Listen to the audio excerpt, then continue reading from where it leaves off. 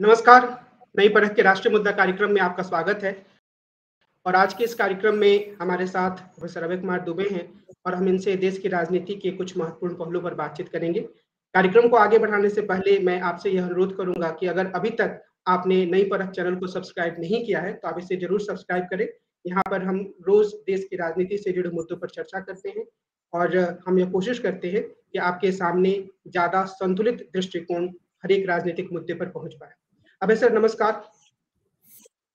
अभी यह नमस्कार। पता तो नहीं है कि जो संसद का विशेष सत्र बुलाया गया उसमें क्या होने वाला है, कौन-सा जादू होने वाला है।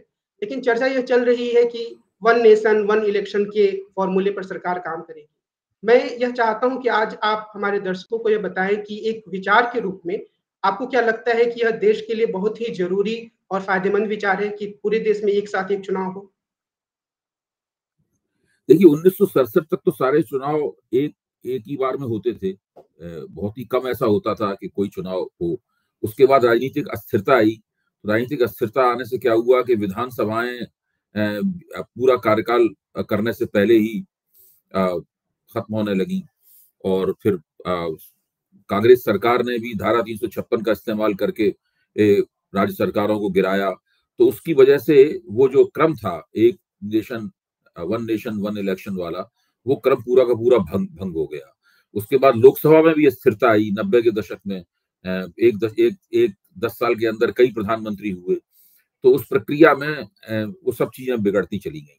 देखिए अपने आप में एक एक बार में सारे देश में चुनाव हो जाए, ये अपने आप में कोई तकनीकी रूप से देखा जाए तो कोई बुरी बात नहीं है। ये कोई अपने आप में कोई अलोकतांत्रिक बात नहीं है। अब इसके बाद में चूंकि देश का पिछला 60 के दशक के बाद सारा तजुर्बा ऐसा है जिसमें अलग अलग चुनाव होते हैं, तो उसकी रोशनी में देख के राष्ट्र के ऊपर अगर एक चुनाव कराया जाएगा तो उससे जो संघवादी प्रवृत्तियां हैं वो कमजोर होंगी। और संघवादी प्रवृत्तियां कमजोर होंगी और जो केंद्रीकरणवादी प्रवृत्तियां हैं, सेंट्रलाइजेशन की टेंडेंसीज हैं, वो प्रवृत्तियां ज्यादा मजबूत होंगी। अब जैसे ही एक राष्ट्र एक चुनाव की बात आती है, लोग खर्चे का सवाल उठाने लगते हैं। तो खर्चा तो हालत यह है कि अगर केवल पूंजीपतियों को दिया जाने वाला जो एनपीए माफ किया जाने वाला जो एनपीए है, नॉन परफॉर्मिंग एसेट वाला लोन है, अगर उसी के ऊपर काबू कर लिया जाए तो जाने कितना रुपया बच सकता है। आज सवेरे ही एक मेरे वरिष्ठ पत्रकार मित्र ने खबर दी, व्यंग्यात्मक टोन में उन्होंने कहा कि अब मैं आपको बधाई देता हूं कि सुभाष जैन का जो 5,000 करोड़ रुपए का एनपीए था वो माफ कर दिया गया। तो ये एक राष्ट्रीय उपलब्धि रही। तो इस तरह यानी न जाने कितना उसकी जो रकम है, उस रकम के कोई सीमा नहीं है उस रकम की, एनपीए माफ करने की। तो ये एक ऐसी स्थिति है। तो ये खर्चे वाला तर्क तो मेरी समझ में नहीं आता। नहीं मैं इस तर्क को ज्यादा हजम कर पाता हूं कि लगातार सरकार के कई हिस्से चुनाव में लगे रहते हैं और कुछ ऐसी अवधि भी होती है इसमें सरकार जो है महत्वपूर्ण निर्णय नहीं ले पाती। कि क्या देश में नीतिगत महत्वपूर्ण निर्णय लेने में जो चुनाव से पहले एक बंदिश लगी होती है, उस बंदिश की भूमिका है? मुझे नहीं लगता ये भी एक गलत तर्क है। तो ये तर्क तो मेरी समझ में नहीं आते। हाँ, ये तर्क मेरी समझ में जरूर आता है कि अगर सारे देश में एक साथ चुनाव कराए जाएंगे तो मतदाताओं को एक ही समय में अपनी राजनीतिक जो प्राथमिकताएं हैं, उन प्राथमिकताओं का इस्तेमाल करने का मौका मिलेगा। अब ये इसको डिकोड करना बहुत मुश्किल है। जब वोटर एक वोट डालने जाता है तब किस तरह सोचता है, और जब वोटर 2 या 3 या 4 वोट डालने के लिए जाएगा एक साथ, यानी वो पंचायत के लिए भी वोट देगा, वो नगर पालिका के लिए भी वोट देगा, विधानसभा के लिए भी वोट देगा और वो लोकसभा के लिए भी वोट देगा, उस वक्त वो अपनी राजनीतिक प्राथमिकताएं कैसे तय करेगा? किस उम्मीदवार का और किस नेता और किस पार्टी का आग्रह उसके दिमाग पर ज्यादा हावी होगा? क्या चीज उसे ज्यादा जरूरी लगेगी, क्या चीज कम जरूरी लगेगी? क्या वो इस प्रकार का नीरक्षीर विवेक कर पाएगा कि वो विधानसभा के स्तर पर किसी और को वोट दे और लोकसभा के स्तर पर किसी और को वोट दे? अभी क्या है कि जैसे कि स्प्लिट वोट की परिघटना सामने आई हुई है कि लोग चुनाव के हिसाब से वोट देते हैं और एक चुनाव में से वोट देते हैं, जरूरी नहीं दूसरे चुनाव में भी उसको वोट दें। क्या जब एक ही चुनाव रह जाएगा तब स्प्लिट वोट की परिघटना बनी रहेगी या स्प्लिट वोट खत्म हो जाएगा? और वो स्प्लिट वोट पाले के दोनों तरफ खत्म हो सकता है। यानी ऐसे माना जाता है अभी तक कि राज्यों में भले ही भारतीय जनता पार्टी चुनाव हार जाती हो, लेकिन लोकसभा में उसका और उसके नेता का दावा इतना मजबूत है कि लोग राज्यों में उसके खिलाफ वोट देते हैं और लोकसभा में उसके पक्ष में वोट देते हैं। क्या ऐसा होगा कि फिर जब वोट डालने के लिए जाएगा तो प्रधानमंत्री के शख्सियत, लोकप्रियता और भारतीय जनता पार्टी के दबदबे के तहत वो राज्य में भी उसको वोट दे देगा, या राज्यों की समस्याएं और राज्यों का नेतृत्व और उसके साथ जो उसका एक नजदीकी ताल्लुक है वोटर का, और जो नजदीकी ताल्लुक रहा है, उसके दबाव में वो लोकसभा में भी प्रधानमंत्री को वोट देने से कतरा जाएगा? तो कैसे इससे ऊंट किस करवट बैठेगा, ये आज की तारीख में नहीं तय किया जा सकता। हालांकि जो मोदी समर्थक मीडिया है और मोदी समर्थक राजनीतिक समीक्षक हैं, वो कह रहे हैं कि सारा का सारा फायदा भाजपा के ही पक्ष में जाएगा, प्रधानमंत्री के ही पक्ष में जाएगा, इसलिए विपक्ष डरा हुआ है। इस प्रकार की बात कही जा रही है। मैंने तो दिमाग लगाया, मेरी तो समझ में नहीं आया कि इस बात की कोई गारंटी नहीं है कि इसका सारा फायदा भारतीय जनता पार्टी या नरेंद्र मोदी को भी हो सकता है कुछ जगह पे उनका फायदा हो, लेकिन कुछ जगह ऐसी भी होंगी जहां पे उनका फायदा नहीं भी हो सकता है। आपने एक बात कही कि इससे जो फेडरल एक और छोटी सी बात कह दूं, ये जो केंद्र की तरफ से डबल इंजन की सरकार का नारा दिया जाता है, ये डबल इंजन की सरकार भी दरअसल इसी तरफ ले जाने वाली चीज है कि केंद्र में हमारी सरकार है और राज्य में भी हमारी सरकार आप बना दीजिए तो आपके राज्य का विकास ठीक से होगा। अगर आपकी सरकार नहीं बनेगी तो हम आपका विकास ठीक से नहीं होने देंगे या उसमें दिक्कतें आएंगी। तो ये फिर डबल इंजन की सरकार के लिए कोई तर्क नहीं रह जाएगा उस तरह का। तो मुझे नहीं लगता है कि इसके राजनीतिक फलितार्थ क्या होंगे, इसके बारे में अभी अंदाजा लगाना मुश्किल है।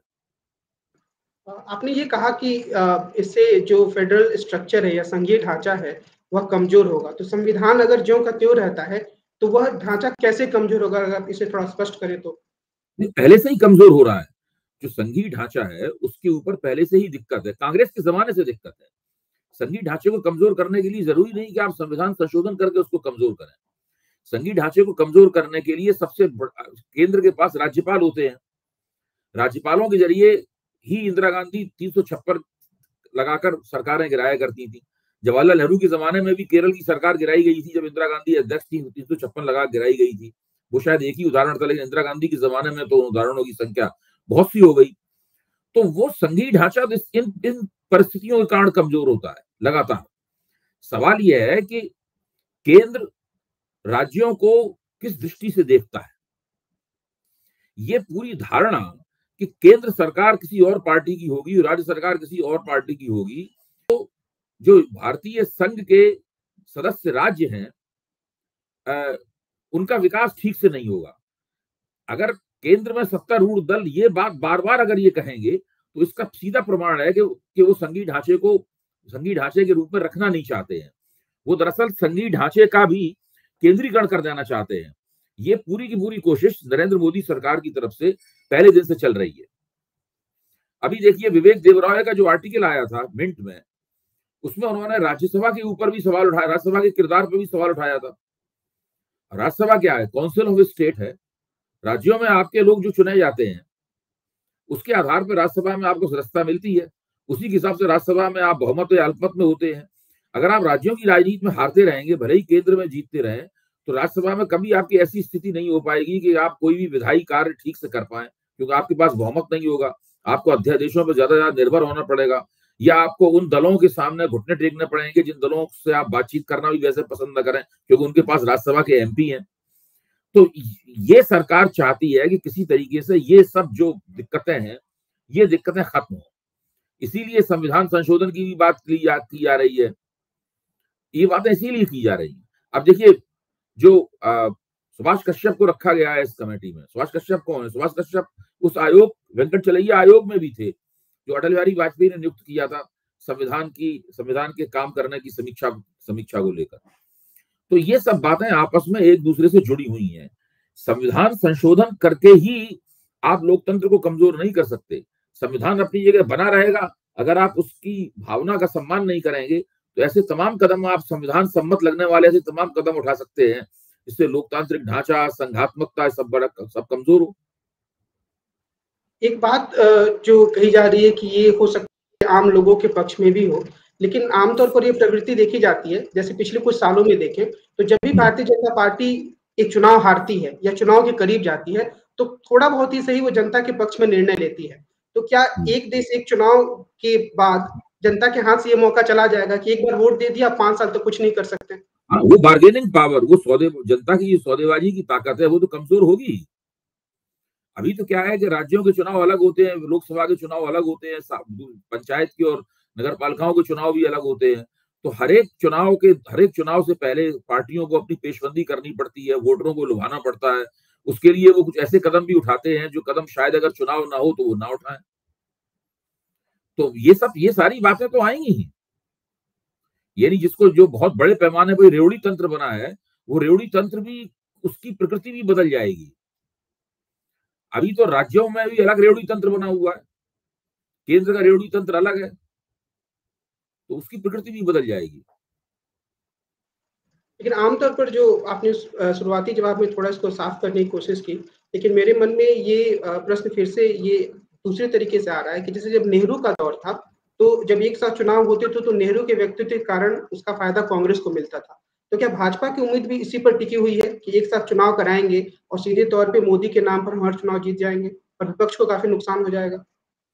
देखिए, नेहरू के जमाने में जो कांग्रेस का वर्चस्व था और नेहरू का जो वर्चस्व था, उसकी क्वालिटी और उसकी क्वांटिटी, यानी उसकी गुणवत्ता और उसकी मात्रा मोदी के वर्चस्व, भाजपा के वर्चस्व से बहुत ज्यादा थी। नेहरू का वर्चस्व कश्मीर से कन्याकुमारी तक था। देश का ऐसा कोई गांव नहीं था जहां पे कांग्रेस के कार्यकर्ता मौजूद ना हो, चाहे वो दक्षिण भारत हो, चाहे पूर्वी भारत हो, कोई भी जगह हो। भारतीय जनता पार्टी दक्षिण भारत की पार्टी तो है नहीं। नरेंद्र मोदी की बात तो दक्षिण भारत के वोटर सुनते नहीं। तो भारतीय जनता पार्टी को जो कुछ भी कमाल करना पड़ता है, वो सारा का सारा कमाल उसे उत्तर भारत, पश्चिमी भारत और मध्य भारत में करना पड़ता है। पूर्वी भारत में सीटें बहुत कम है, वहां तो कुल मिला के 25 ही लोकसभा की सीटें हैं, तो सारा उन्हें यही इसी इलाके में करना पड़ता है। तो भारतीय जनता पार्टी के बहुमत की और राजनीतिक प्रभुत्व की जो प्रकृति है, वो अपने प्रभाव क्षेत्र में तकरीबन 100% 95 से 100% नतीजे लाने पर टिकी है। अगर यहाँ पे वो जरा सी भी वो परेशान होते हैं या जरा सा भी उनको चुनौती कड़ी होती है, तो फिर उनका बहुमत जो है वो अपनी जगह से हिल जाता है। टीवी पे कहा जाता है प्रचंड बहुमत, प्रचंड बहुमत। प्रचंड बहुमत क्या है? 37% वोट मिले हैं आपको, 303 सीटें मिली हैं। अगर आपकी 31 सीटें कम हो जाए, 31-32 सीटें कम हो जाए, तो आप बहुमत से नीचे आ जाएंगे। 4-5% वोट आपके कम हो जाए तो आप बहुमत से नीचे आ जाएंगे। तो ये स्थिति है इनकी। अब इसमें ये बहुत तरह तरह की युक्तियां निकाल रहे हैं कि और ये स्थिति तब है जबकि विपक्ष बहुत कमजोर स्थिति में रहा। विपक्ष आपको ठीक से चुनौती नहीं दे पा रहा है। अब विपक्ष ने पहली बार चुनौती देने का मन बनाया है और ढांचा बना रहा है चुनौती। तो ऐसी स्थिति में इन लोगों को लग रहा है कि कोई ना कोई ऐसी युक्तियां निकाली जाए जिससे इन चुनौतियों का भी मुकाबला, जैसे वो सोचते हैं। सरकारी पक्ष कैसे सोच रहा है? सरकारी पक्ष इस तरह सोच रहा है कि अगर एक राष्ट्र और एक चुनाव हो गया तो सबसे पहले विपक्षी एकता ही टूट जाएगी, क्योंकि विधानसभा की राजनीति जो है लोकसभा की राजनीति से टकरा जाएगी और विपक्षी एकता टूट जाएगी। लेकिन इसका उलट भी हो सकता है। उसका उलट ये हो सकता है कि विपक्ष अभी तो केवल लोकसभा में एकता करने के बारे में सोच रहा है, उसके बाद वो विधानसभा के स्तर पे भी तरह तरह की तालमेल निकालना शुरू कर दे। और अभी एक राष्ट्रीय मोर्चा बना रहा है, उसके बाद जगह जगह उस तरह के मोर्चे भी बनने शुरू हो जाएं, क्योंकि फिर भारतीय जनता पार्टी एक बहुत बड़ी ताकत के रूप में हर राजनीतिक स्पेस को कैप्चर करने वाले दल के रूप में उभरेगी।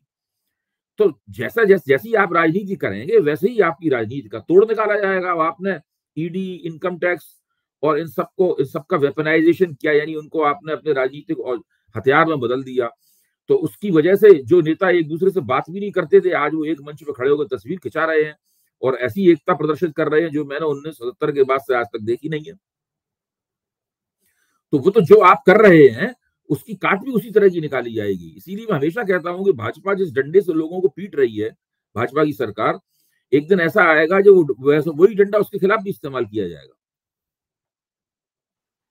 अगर हम व्यवहारिक स्तर पर देखें तो क्या इस चुनाव में, यानी कि जो अगला लोकसभा का चुनाव होने वाला है, उस समय या उसके पहले एक राष्ट्र एक चुनाव की पूरी इस मिशन को लागू किया जा सकता है? वो थोड़ा मुश्किल लग रहा है मुझे, मुश्किल लग रहा है। कमेटी बना दी गई है और कमेटी को बहुत सी बातों के ऊपर गौर करना है। मुझे लगता है अब व्यवहारिक मोदी जी चाहे तो वो किसी काम को और ज्यादा गति पकड़ा सकते हैं, वो तो हो सकता है, लेकिन इसको करना थोड़ा मुश्किल लग रहा है, क्योंकि कोई जरूरी नहीं है कि एनडीए के विभिन्न दल जो हैं वो भी इस बात पे उसी तरीके से सहमत हो जाए जिस तरह से भारतीय जनता पार्टी सहमत है, क्योंकि कई जगह मोदी जी को सहमति निकालनी पड़ेगी। हालांकि वो बहुत ही सक्षम नेता हैं और उनके वो उनमें बहुत जबरदस्त राजनीतिक इच्छा शक्ति है। जो लोग जिन कामों को लोग बहुत मुश्किल समझते थे, उन्होंने ऐसे ऐसे काम कर दिखाए हैं।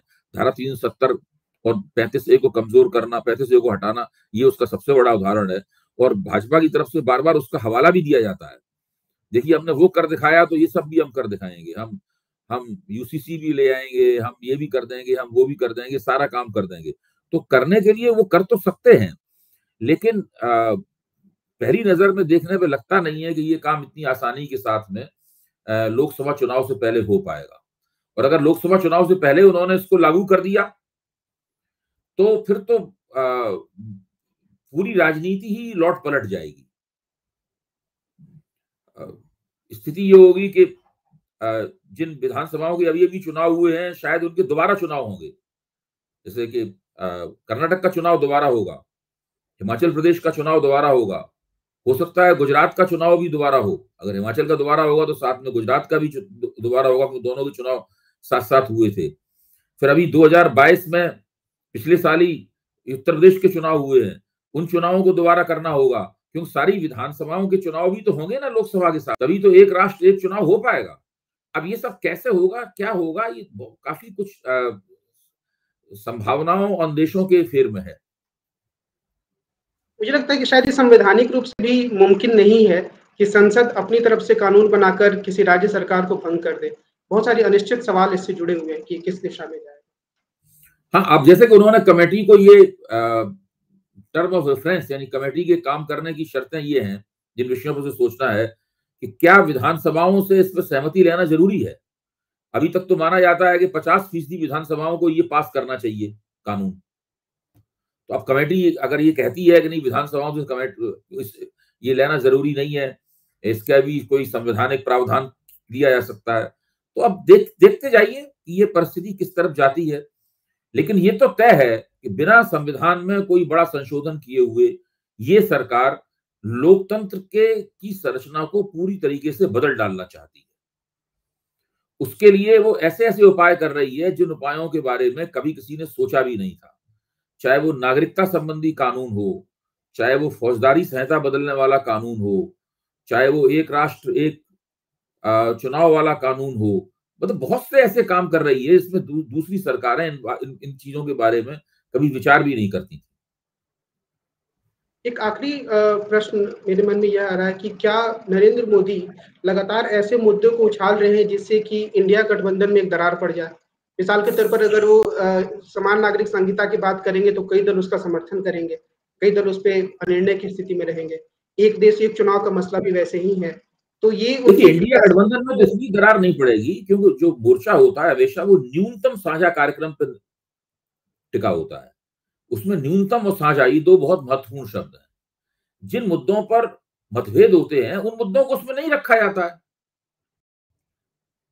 वो उन मुद्दों को नहीं रखा जाएगा। जो विपक्षी एकता बनेगी वो तो उन मुद्दों पे बनेगी जिन मुद्दों पे सहमति बन गई है। जो मुद्दे सहमति से बाहर है उनको हटा दिया जाएगा। तो मुझे नहीं लगता, क्योंकि विपक्ष की एकता को मैं बार बार इस बात को कहता हूं कि ये उनके लिए एक बहुत मजबूरी की बात है।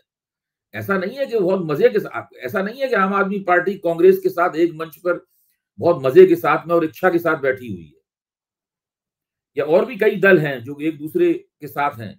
वो तो उन लोगों को लगता है कि अगर 2024 में फिर से इसी 2019 वाला नतीजा आया तो उन विपक्ष केवल औपचारिक रूप से रह जाएगा, बाकी विपक्ष के नाम पे कुछ रह नहीं जाएगा। भारतीय जनता पार्टी जिस तरह की राजनीति करती है वो विपक्ष को नेस्तनाबूद कर देगी।